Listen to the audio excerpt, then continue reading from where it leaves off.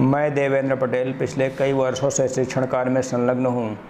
अनेक परेशानियों के चलते कई बार विद्यार्थी अध्यापकों के समक्ष शिक्षा लेने के लिए उपस्थित नहीं हो पाते हैं। इस समस्या के दृष्टिगत मैंने YouTube पर एक नया प्लेटफार्म DPM क्लासेस के नाम से बनाया है, जिसमें विद्यार्थियों को क्लास के पैरेलल सारी सुविधाएं जैसे लेक्चर, नोट्स, एक्सरसाइज सॉल्विंग सब कुछ टोटल फ्री उपलब्ध कराया जा रहा है। इसका लाभ उठाएं। धन्यवाद। ये मैट्रिक्स का पार्ट 6 जहाँ पे केवल क्वेश्चंस ही बताने बचे हैं। बाकी विद्यार्थियों को सारी चीज़ें लगभग बताई जा चुकी हैं। कुछ क्वेश्चंस एक्सरसाइज के सालों कराए जा चुके हैं। इसके बाद आपसे बात करने वाला हूँ आज लास्ट एक्सरसाइज के काफ़ी कुछ क्वेश्चंस जो यहाँ पे पॉसिबल होंगे। ये इसका लास्ट पार्ट होगा। इसके अलावा जो क्वेश्चंस पे समस्या हमको समझ में आएगी वो सारे क्वेश्चंस विद्यार्थियों को PDF के जरिए दे दिए जाएंगे। ऐसी कोई समस्या नहीं होगी। सॉल्यूशन में देखते हैं कि कहा गया है क्वेश्चन नंबर 20 Px एक मैट्रिक्स यहाँ पे दिया गया है इस प्रकार से। तो प्रूफ करना है Px into Py is equals to Px plus Y. तो Px तो हमारे सामने है, एक बार लिखेंगे हम यहाँ पे। इधर से शुरू करता हूँ। Px into Py, Px into Py equals to cos x minus sine x sine x cos x। ये Px हो गया। Py लिखेंगे इसी प्रकार से cos y minus sine y, यहाँ पे साइन y और ये हो जाएगा cos y। इनका मल्टीप्लिकेशन आप सॉल्व करेंगे पूर्ण रूप से, ऐसी कोई समस्या नहीं होगी आपको। फर्स्ट रो फर्स्ट कॉलम यानी कि cos x cos y minus sine x sine y, ये फर्स्ट रो का फर्स्ट कॉलम से। उसके बाद फर्स्ट रो का सेकंड कॉलम से करेंगे और इसको लिखेंगे साइन y cos x और ये हो जाएगा plus sign x cos y, इस प्रकार से। अब सेकेंड रो फर्स्ट कॉलम की बात करने वाले हैं, यानी कि इस एरो को यहाँ से हटा के यहाँ पे लगाने वाले हैं। तो ये हो जाएगा minus sine x cos y minus cos x sine y, इस प्रकार से। फिर सेकेंड रो सेकेंड कॉलम पे चलने वाले हैं। ये हो जाएगा minus sine x sine y plus cos x cos y, इस प्रकार से। ये ऑर्डर 2 का एक मैट्रिक्स निकल के आ रहा है। इसको सॉल्व करेंगे। cos a cos b minus sine a sine b का फार्मूला यहाँ पे बन रहा है, यानी कि ये हो जाएगा cos x प्लस y। ये क्या हो रहा है यहाँ पे cos, ये sine a cos b minus cos a sine b, यानी कि माइनस कॉमन लेने के बाद ये बन रहा है साइन x प्लस वाई। ऐसी कोई समस्या नहीं है, सब कुछ समझ में आने वाला है।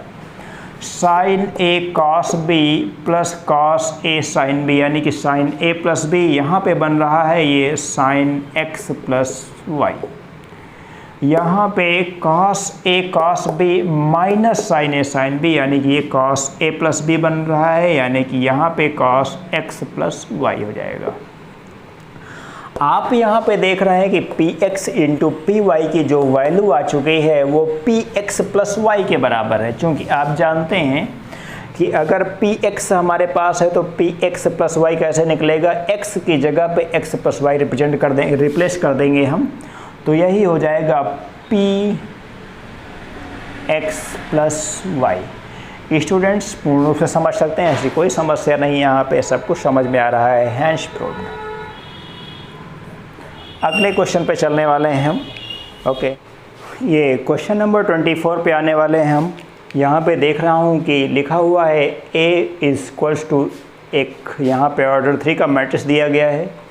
तो हमको प्रूफ करना है a to power n is equals to 3 to power n minus 1 3 to power n। इस प्रकार से ऑर्डर 3 का एक मैट्रिक्स प्रूफ करके देना है।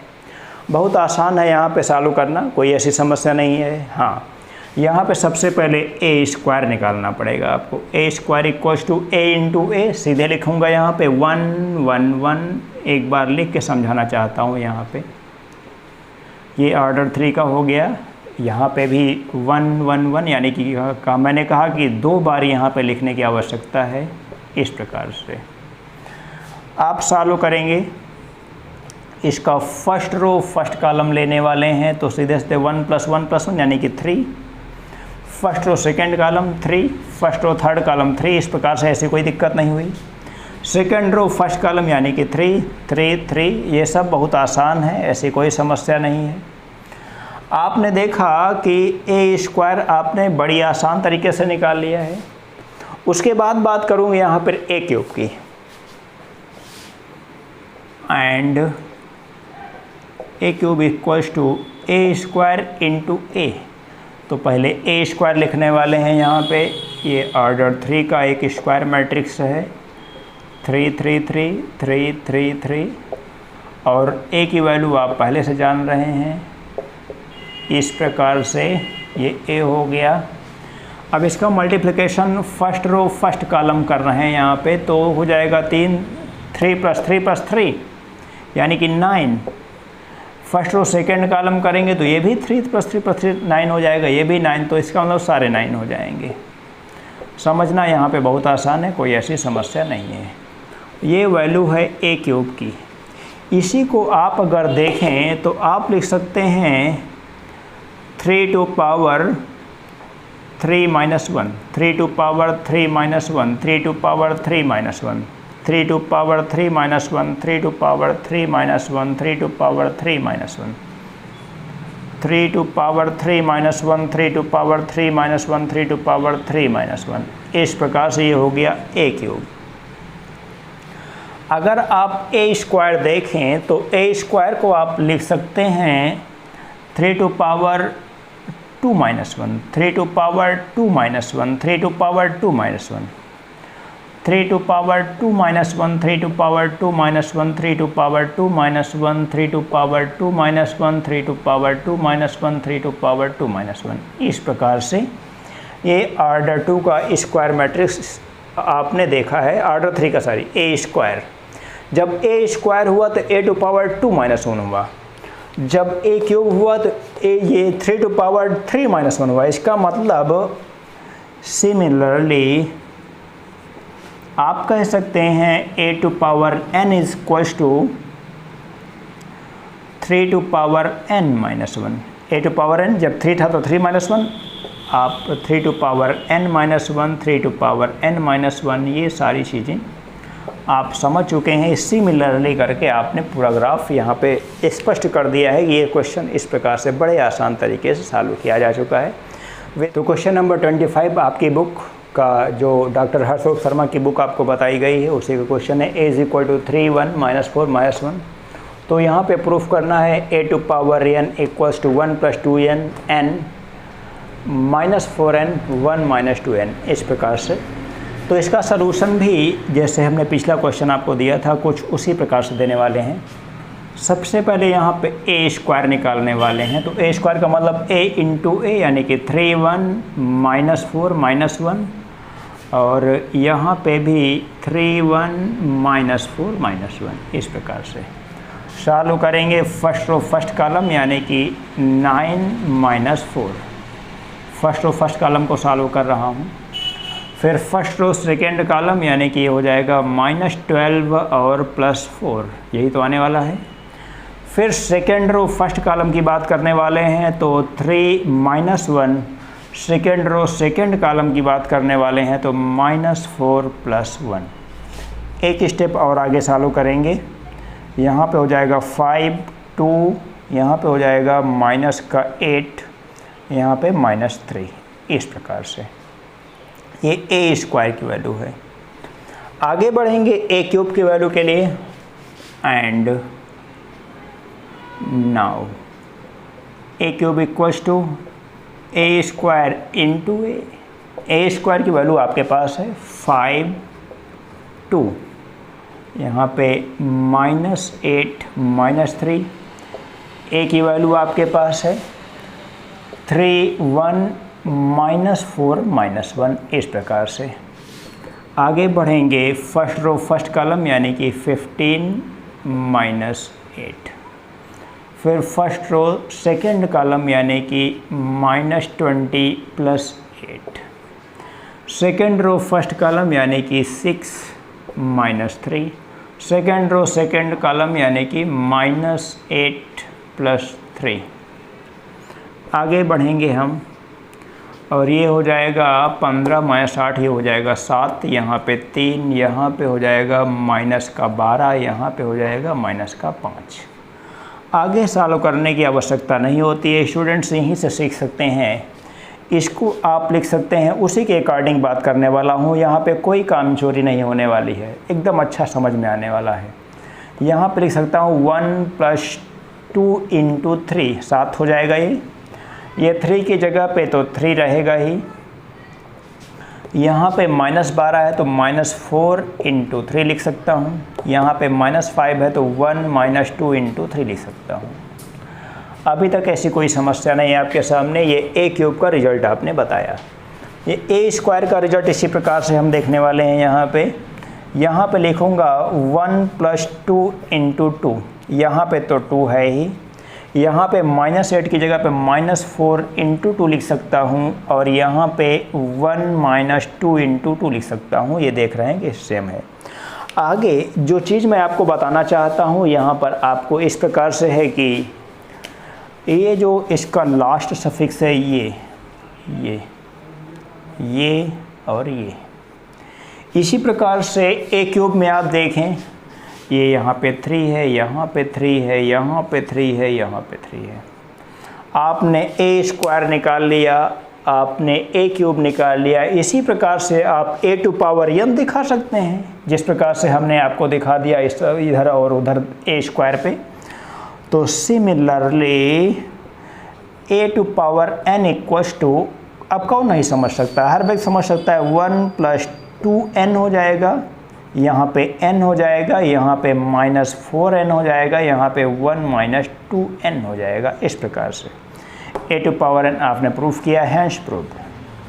ये क्वेश्चन यहाँ पे पूरा होता है। चलेंगे बात करेंगे अगले क्वेश्चंस की, तब तक स्टूडेंट्स इस नोट ये क्वेश्चन नंबर 30। ये सारे के सारे क्वेश्चंस जो हैं कि NCERT के क्वेश्चंस हैं। आपको ध्यान में रखना है कि NCERT के क्वेश्चंस हैं। ये जो भी क्वेश्चन बता रहा हूँ सारे के सारे क्वेश्चंस। जैसे एक यहाँ पे एक मैट्रिक्स दिया गया है A = A, तो प्रूफ करना है A² - 5A + 7I = 0। तो यहाँ पे बहुत आसान है, ये टोटल का टोटल LHS लेके चलना पड़ेगा आपको। सबसे पहले A² लेके चलना है तो 3 - 1 1 2, और यहाँ पे भी 3 - 1 1 2।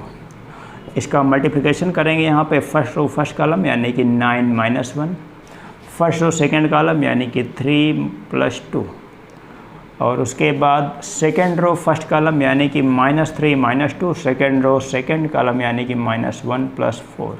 इस प्रकार से आगे बढ़ते हैं।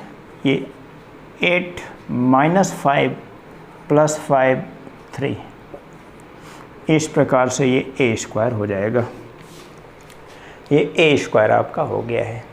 आप A पहले था आपके पास, A² निकाल लिया। अब माइनस का 5A निकालना है और 7I निकालना है, तो -5A समझना है आपको।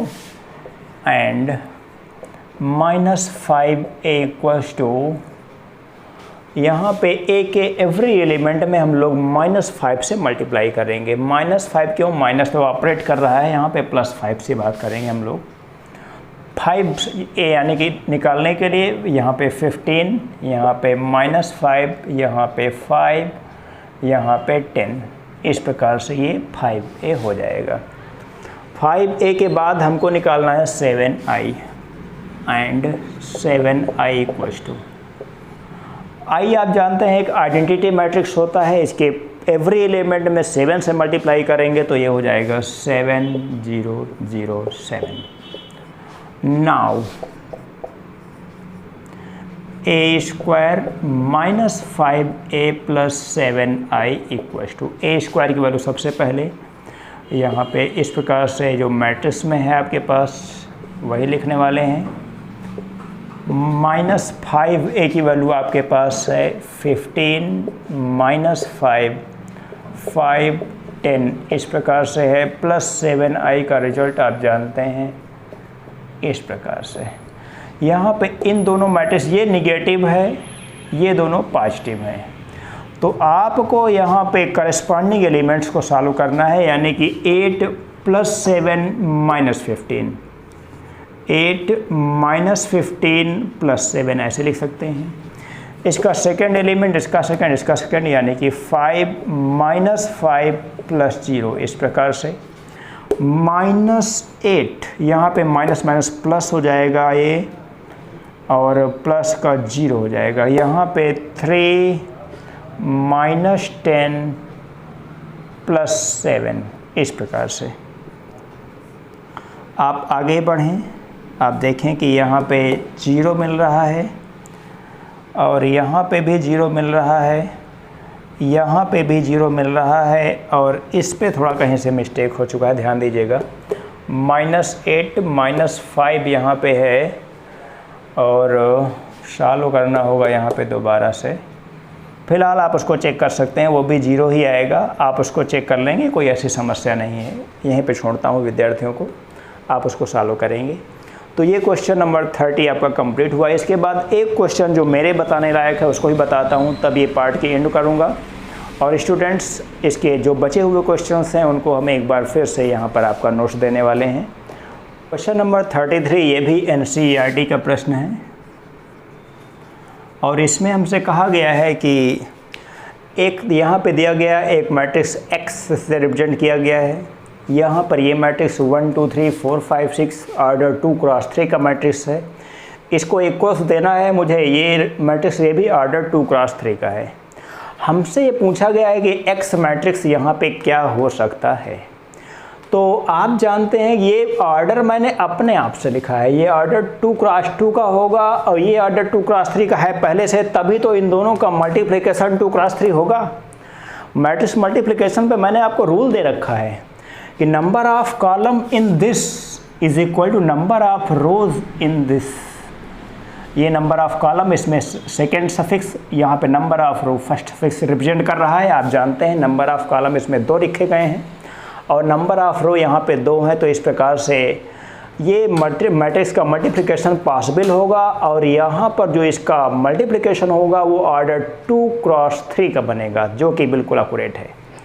तो यहाँ पर जो X का मैट्रिक्स है वो हम मान रहे हैं कि ABCD, ABCD कुछ भी आप मान सकते हैं, XYZ जो भी आप मानना हो, X1 X2 X3 Y3 मान सकते हैं, कोई ऐसी समस्या नहीं है।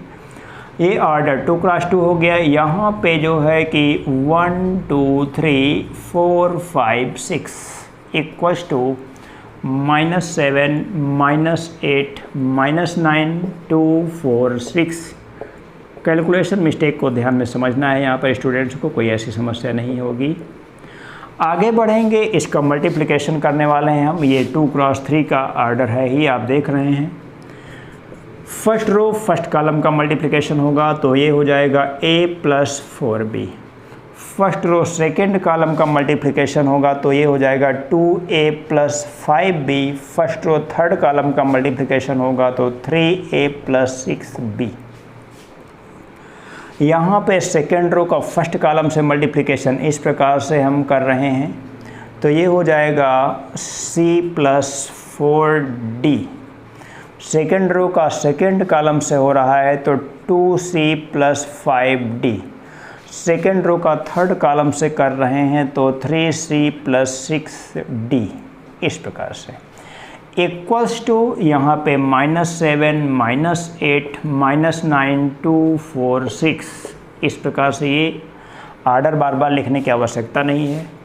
आप देखेंगे करस्पॉन्डिंग एलिमेंट्स को यहाँ पे कंपेयर कर लें, फटाफट ABCD की सारी वैल्यूज आपसे निकल जाएंगी। यहाँ पे लिखेंगे comparing both side, comparing with corresponding elements, this imply A plus 4B equals to -7। इसको मान लेते हैं इक्वेशन नंबर 1।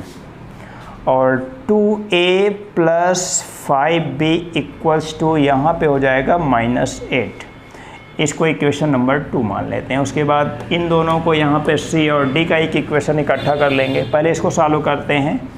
यहाँ पे अगर हम 2 से, ये सब तो जानते हैं आप लोग, कोई ऐसी समस्या नहीं, लेकिन सॉल्व करना बता रहा हूँ। 2a plus 8b equals to -14 हो जाएगा। आप एसएससी बैंक रेलवे वाले तो हैं नहीं जिनको कि जोड़ना घटाना बताना पड़ता है, कोई ऐसी समस्या तो है नहीं यहाँ पे। आप लोग तो एडवांस पढ़ने वाले हैं तो बिल्कुल दिक्कत नहीं होने वाली है। माइनस माइनस ये प्लस हो जाएगा, ये कैंसिल आउट होता है। -3b इक्वल्स टू ये हो जाएगा 6, यानी कि b इक्वल्स टू हो जाएगा -2। b -2 यहाँ पे रखेंगे तो आपका a जो निकल के आएगा वो a यहीं पे लिख देता हूँ, a इक्वल्स टू हो जाएगा ये -7 + 8 यानी कि 1 हो जाएगा। -7 + 8, राइट।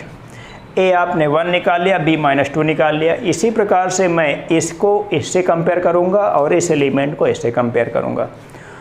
यहाँ पे लिखूँगा c + 4d इक्वल्स टू 2। इसके बाद 2c + 5d, 2c + 5d equals to हो जाएगा यहाँ पे 4। इसको आप इक्वेशन नंबर 3, इसको 4 नाम दे सकते हैं। फिलहाल मैंने कहा कि आप जानते हैं यहाँ पे c कंसिडर करने के लिए यहाँ पे हमको 2 से मल्टीप्लाई करना होगा। ये हो जाएगा 2c + 8d इक्वल्स टू 4 हो जाएगा ये। और इसको सॉल्व करेंगे तो ये माइनस माइनस माइनस यानी कि निगेटिव हो जाएगा। ये -3d इक्वल्स टू 0 हो जाएगा, यानी कि d इक्वल्स टू हो जाएगा 0। d यहाँ पे 0 हो जाएगा। जब d 0 हो जाएगा तो d किसी भी इक्वेशन में रखेंगे तो c की वैल्यू निकल जाएगी। c में रख रहा हूँ तो यहाँ पे c निकल रहा है 2। तो कहने का मतलब नाउ x जो आपसे पूछा गया था आपने कैलकुलेट कर लिया है। ये a b c d सारे वैल्यूज़ को सब्स्टिट्यूट करेंगे। a 1 है यहाँ पे, b -2 है, c यहाँ पे आपने कहा कि 2 है और d 0 है। ये मैट्रिक्स x आपने कैलकुलेट किया है। ये फाइनल रिजल्ट है। बस विद्यार्थियों को बताना चाहता हूँ कि इसका नोट्स जो है कि जो भी क्वेश्चंस मुझे लगेगा कि स्टूडेंट सॉल्व करने में थोड़ा सा परेशान हो सकते हैं, वो सारे क्वेश्चंस आपको नोट्स में दे दिए जाएंगे, कोई समस्या नहीं होने वाली है। इसके बाद हम अगला पार्ट लेके आने वाले हैं जिसका नाम है डिटर्मिनेंट्स। Okay, thank you.